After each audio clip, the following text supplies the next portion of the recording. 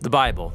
It's one of the most influential books in human history. It explores the big questions of why we exist. It's inspired many people to do amazing things. And confused many others. And you've probably got one sitting around somewhere. So, what is the Bible actually?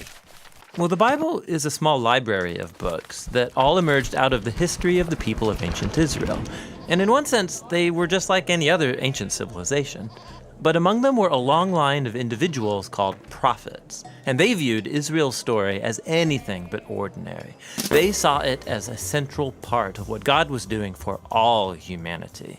And these prophets were literary geniuses. Really? Yeah, they expertly crafted the Hebrew language to write epic narratives, very sophisticated poetry. They were masters of metaphor and storytelling, and they leveraged all of this to explore life's most complicated questions about death and life and the human struggle.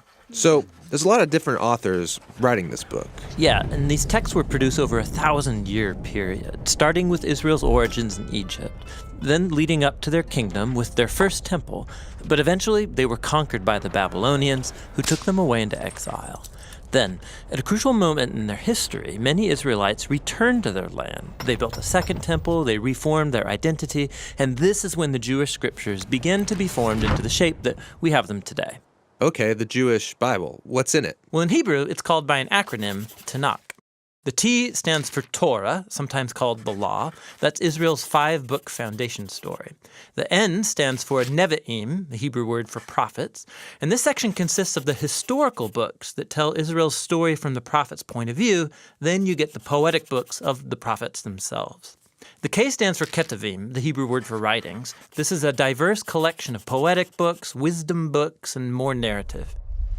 And the Jewish people believe that through all of these literary works, God speaks to his people. Now, there were other Jewish writings being produced during this Second Temple period as well. Yeah, a really diverse group of texts. And these too were highly valued in Jewish communities. And there was debate from ancient times about whether or not some of these should be considered part of their scriptures. So, this is a lot of different writings over a long period of time. Why did they put them all together like this? Well, altogether, these texts tell an epic story about how God is working through these people to bring order and beauty out of the chaos of our world. And it all builds up to a hope for a new leader who would come and renew all creation. And then the Tanakh concludes, and this leader never comes. So it's an expertly crafted work, but it's missing an ending? That's exactly right. Now, a few centuries later, a Jewish prophet comes onto the scene named Jesus of Nazareth.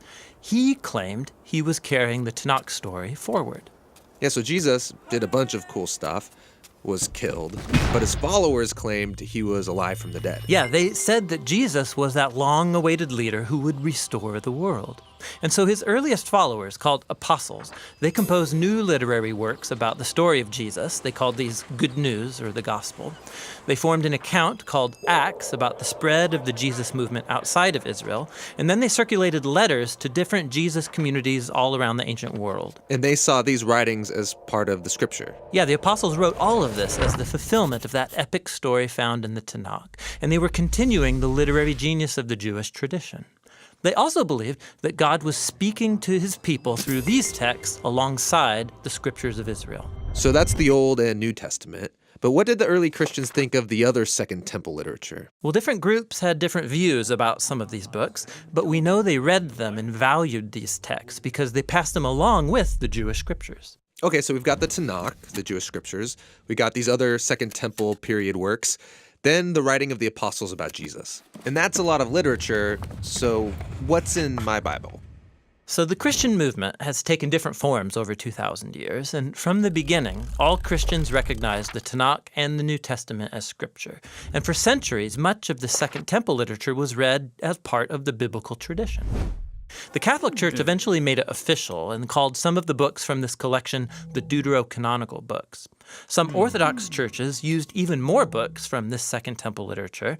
And then in the 1500s, during the Reformation, Protestant Christians wanted to go back to the oldest writings of the prophets and apostles, so they accepted only the Old and New Testaments.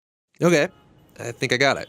But how does a collection of books produced over 1,000 years by all these different authors tell one unified story?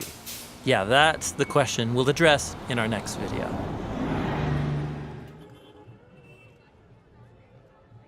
Hey, I'm John. And I'm Tim. This is the Bible Project. We believe the Bible is a unified story that leads to Jesus and has profound wisdom for the modern world. So we're creating videos to show that.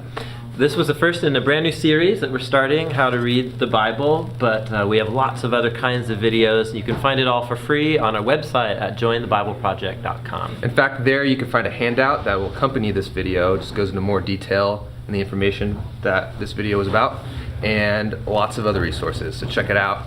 You could also be a part of this by supporting us at thebibleproject.com. Our goal is to make all these resources available for free to anybody, anywhere, and we can do that because of your support. So thanks so much, you guys. Thanks.